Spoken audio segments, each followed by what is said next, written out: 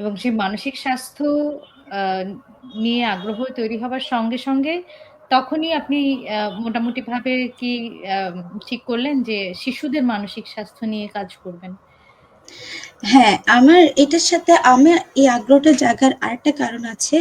আমার মনে আছে আমার ফাইনাল ইয়ার একটা রিসার্চের একটা না রিসার্চ না, এটা একটা কোর্স ছিল। সেখানে আমাদের প্রফেসর আমাদেরকে বলল যে আমরা এখানে অ্যাসাইনমেন্ট করব রিসার্চের মাধ্যমে, এবং এটা আপনার প্রাইমারি ডেটার উপর, লাইক একদম আমাদের হাতে কিছুই নেই, আমরা নিজেরাই মানুষের কাছ থেকে এই তথ্যগুলো নিয়ে করব।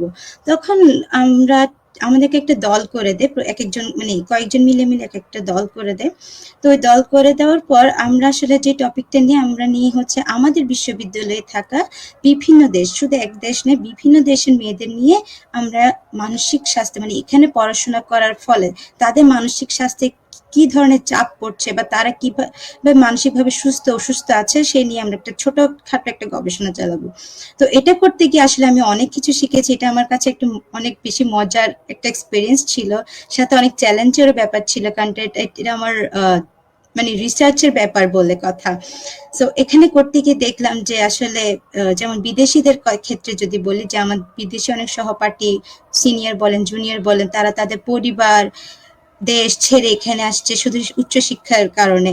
সো ওদের কাছে এই আমাদের দেশের সংস্কৃতি পুরাই নতুন। তো তারা কিভাবে এই সংস্কৃতিটা নিচ্ছে, তাদের কাছে কি কোনো রকম মানে মানে দেখে কি মনে হলো যে না এটা এভাবে করা উচিত না, ওটা ওভাবে করা উচিত, বা আমি এটা মেনে নিতে পারছি না। তো যখন মেনে নিতে পারছি না, এই যে সমস্যাগুলো তৈরি হচ্ছে, সেটার সাথে আবার পড়াশোনার যে প্রেশার, এটা কিভাবে খাপ খাইয়ে নিচ্ছে, এটা নিয়ে একটা ছোটখাটো আমরা রিসার্চ করেছিলাম। তখন দেখি যে না, ওরা আসলেই সবাই কম বেশি আমরা অনেক বেশি এনজাইটি বা স্ট্রেসের ভিতর থাকি, এবং এটা থেকে কাটিয়ে ওঠার জন্য আমাদের অনেক রকম থেরাপির দরকার। ছোটবেলা থেকেই সচেতনতা থাকা উচিত, জি, সচেতনতা বাড়ানো উচিত। জি, যেমন আমি বলি বিভিন্ন দেখেন পড়াশোনার জন্য অনেকে অনেক সময় ঘরটা ছেড়ে চলে যায়, নিজের মা-বাবা ছেড়ে চলে আসে। তো আমিও তো ডর্মে থাকা একজন মানুষ।